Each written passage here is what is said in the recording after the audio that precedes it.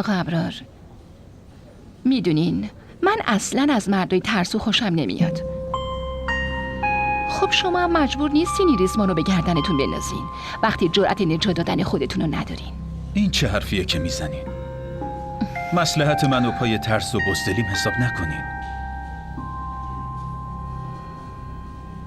من میخواستم که سمیع پیش یادم مطمئن بمونه و در کنار این من یه چیز دیگه هم میخوام و اون اینه که توی خونه من براتون ارزش و احترام قائل شم. بچه‌تون که الان پیش یه آدم مطمئنه، تمام کاراشو دخترتون خیلی خوب داره انجام میده.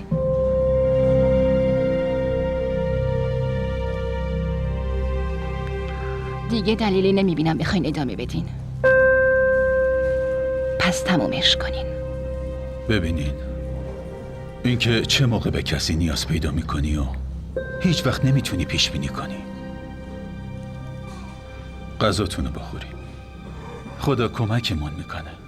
خداوند که کمک میکنه، ولی مهم نیت آدم است، مگه نه؟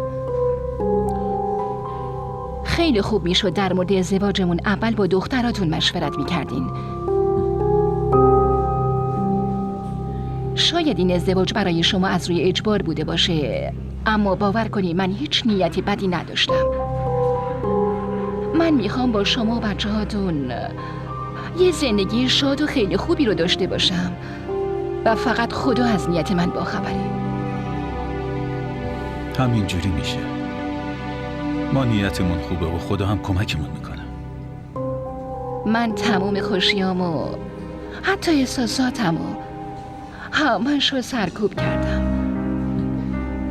ولی وقتی شما اومدین تو زندگیم گفتم که این یعنی زندگی، شوهر، بچه و خود سمیع که الان یه تیکه از قلبمه. خیلی برام دوست داشتنیه. من میخوام از صمیم قلب بهتون خدمت کنم، مراقب خونتون باشم، مادرانه از بچه هاتون مراقبت کنم و تمام اینا خواسته به جاییه، مگه نه؟ از نظر من به جا آوردن اینجور خواسته ها مسئولیت شماست.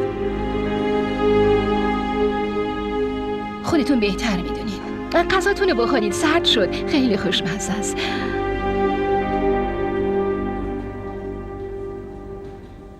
چیز دیگه هم میخواین؟ نه ممنونم.